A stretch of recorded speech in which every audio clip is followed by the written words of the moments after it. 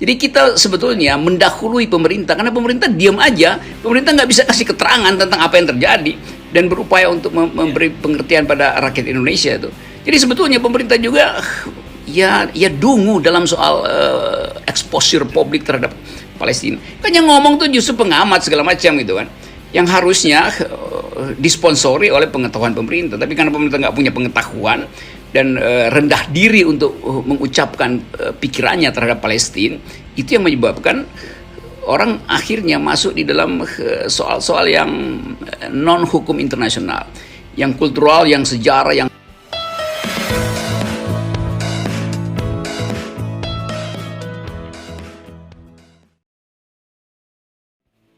ya. Oke, Bung Rocky, jadi kita maju sedikit tadi, kan Anda sudah menyinggung juga soal justified, jadi reason to war-nya ya, Anda sudah menyebutkan, dan kalau ada juga yang mempersoalkan loh, yang pertama kali menyerang adalah Palestina, ini harus didudukan pada persoalan sebenarnya. Ini kan dimulainya dari adanya ekspansi dari pemukiman Yahudi di Sheikh Jarrah itu kan, dan di situ Sheikh Jarrah. Sheikh Jarrah itu ada pemukiman yang memang digusur, yang seperti saya tadi ceritakan kemarin saya ceritakan pada Anda bagaimana ketika ada dialog antara seorang warga Palestina dengan warga Yahudi ketika dipersoalkan mengapa mesti mau diambil tanahnya, dia bilang kalau bukan saya yang mengambil nanti akan ada orang lain, artinya orang Yahudi lain yang mengambil. Kan ini absurd sekali alasan itu. Itulah itu yang saya kira mesti dipahami oleh publik di Indonesia. Masih ada juga yang membela Israel di penonton kita, tapi saya kira mungkin karena ketidaktahuan, bukan karena semangat kemudian konflik antar agama. Ya, saya kira baik juga kita ambil pelajaran dari cara kita mengucapkan opini kita. Kadangkala pers internasional juga bias, karena sekedar dapat sensasi lalu beberapa potongan peristiwa itu yang kemudian masuk ke Indonesia itu. Jadi biasnya itu terjadi karena akses kita terhadap informasi yang lengkap justru tidak dihasilkan.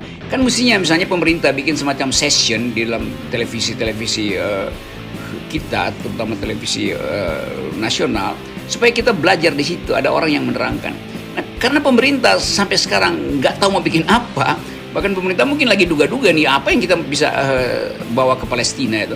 Sementara Iran dan Turki konkret yang mau dibawa ke situ.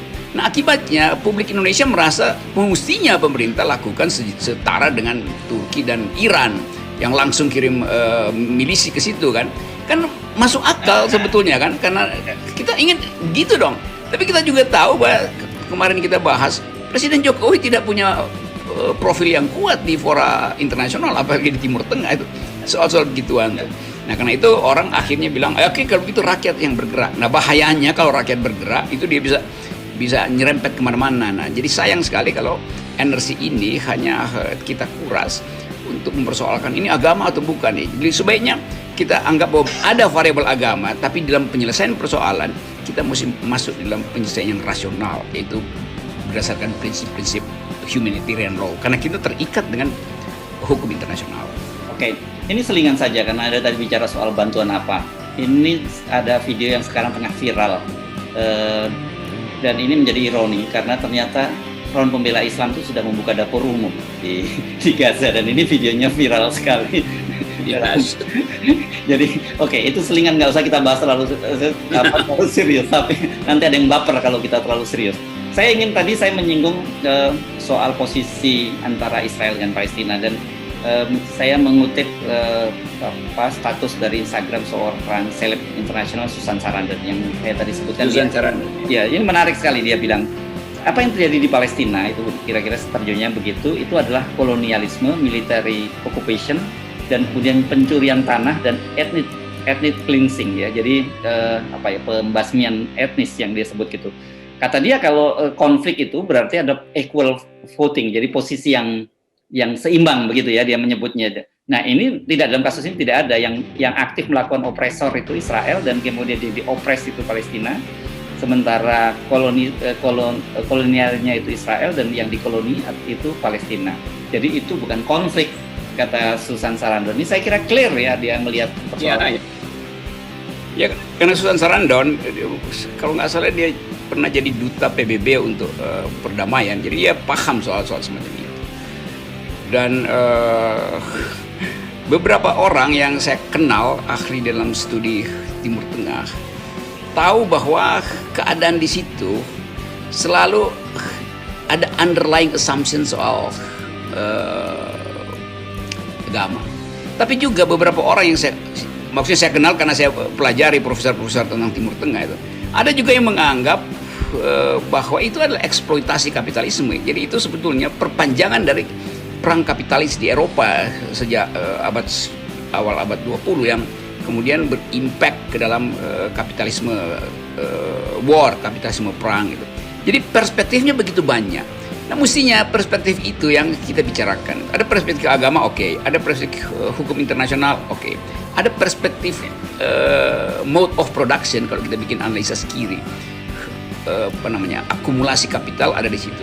Ada perspektif semacam tadi Susan Sarandon yang mau mengingatkan bahwa kami bukan ahli tapi kami tahu itu, dan itu berarti banyak orang yang belajar sendiri tentang Timur Tengah karena punya empati pada Palestina. Jadi itu intinya. Dan sekali lagi saya kira bagian ini memang akan masih panjang dan emosi kita masih sangat tinggi. Dan itu berhak masyarakat Indonesia yang mayoritas Muslim berhak untuk marah pada Israel. Tapi kemarahan itu jangan diasumsikan bahwa ada kemarahan agama. Karena memang identitas agama itu hal yang paling peka itu. Nah, pemerintah harus hati-hati mengatasi ini nih. Jangan sampai kemudian terserempet dengan hal-hal di dalam potensi konflik lokal di kita itu. Saya selalu bersimpati pada rakyat Palestina karena saya mengerti dan saya dulu banyak belajar tentang political economy dari Timur Tengah, terutama basis material dari konflik Israel dan Palestina yang mungkin dalam satu kuliah akademis bisa kita bahas. Tapi dalam format ini saya kira bermanfaat sekali FNN mengangkat isu ini karena nggak ada talk show yang bicara tentang soal semacam ini. Yang ada adalah kasakusuk isu segala macam. Oke. Ini satu poin lagi yang saya kira perlu saya minta Anda untuk memberikan semacam pandangan adalah berkaitan dengan positioning Israel yang dinilai sekarang sebagai satu bentuk baru dari pemerintahan apartheid. Kalau kita menyebut apartheid ini kan kita jadi ingat dulu Rhodesia ya Afrika Selatan gitu, pemerintahan apartheid ini. Apakah memang bisa masuk dalam kriteria itu? Karena pemahaman kita dulu apartheid itu adalah perbedaan warna kulit. Iya, Netanyahu dianggap sebagai apartheid justru oleh intelektual Yahudi seperti kemarin saya sebut Noval Yuval Harari menganggap bahwa ini perdana menteri yang rasis, yang apartheid sebetulnya. Jadi memang itu berlaku sekarang tuh. Dan kita diperkaya justru pengetahuan kita tentang konflik ini atau tentang pertempuran ini atau tentang agresi itu karena mereka yang dari dalam Israel sendiri yang mengkritik kebijakan dari Netanyahu. Jadi sebetulnya terbantah sebetulnya problem bahwa seluruh bangsa Yahudi ada di belakang Netanyahu. Enggak, Netanyahu itu perdana menteri yang dipilih secara politik yang pasti punya kepentingan untuk mempertahankan jabatannya karena itu dia ekspor krisis baru. Padahal kita tahu Israel juga lagi punya problem dengan ekonomi kan. Jadi kita mesti baca itu begitu. Ada hal-hal lain misalnya yang dalam menganalisis Timur Tengah itu. Misalnya dulu orang Mesir dan Israel berebut dataran tinggi Golan Heights itu. Yang ya dasarnya memang ada inspirasi teologi di situ. Tapi secara rasional, secara militer, siapa yang menguasai dataran tinggi, dia pasti lebih mudah untuk menghancurkan lawan. Karena kalau nggak ada peluru, dia tinggal gelontorin batu, lemparin batu dari atas kan. Itu juga hal yang mesti kita pertimbangkan. Kenapa dataran tinggi Golan itu selalu ingin dipertahankan oleh Israel? Karena dari situ dia bisa amati semuanya dan udah. Kalau dia nggak punya F-16, dia gelontorin aja batu dari situ. Jadi banyak aspek yang mesti kita pahami sebetulnya supaya kita bisa baca secara tepat bagaimana cara agar supaya dunia bersama-sama bisa menekan Israel untuk mundur dan dimungkinkan untuk ceasefire. Ya.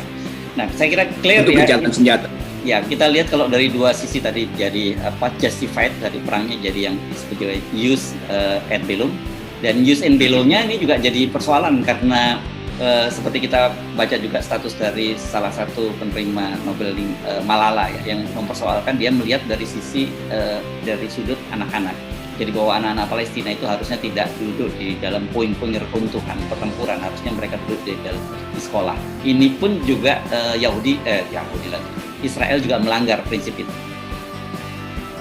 Ya, Malala dulu dapat dapat Nobel perdamaian justru karena dia mengucapkan sesuatu yang justru dianggap berbahaya bagi pikiran-pikiran agama yang fundamentalis kan. Nah, sekarang dia justru pro Palestina karena dia mengerti bahwa yang terjadi bukan sekedar ingin mendukung Palestina di Timur Tengah untuk menghalangi agresi Israel, tapi dia paham bahwa ada aspek lain tadi, yaitu non kombatan, anak-anak, keluarga, pekerja medis, pekerja humanitarian. Jadi Malala mengerti itu karena dia terlibat dalam isu. Jadi banyak hal sebetulnya yang justru bisa menimbulkan kemampuan kita untuk kembali menganalisis politik internasional. Karena selama ini kita gagal untuk bicara di fora internasional, termasuk masyarakat sipil kita.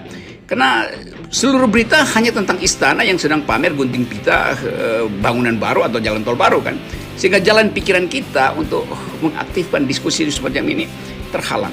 Jadi ini sekaligus blessing in disguise bahwa pemerintah akhirnya diuji apakah mampu untuk menghidupkan prinsip internasional atau aspek internasional dari politik kita yang memang ada di dalam perintah undang-undang dasar, terlibat di dalam upaya memajukan perdamaian dunia, kan itu perintah konstitusi itu.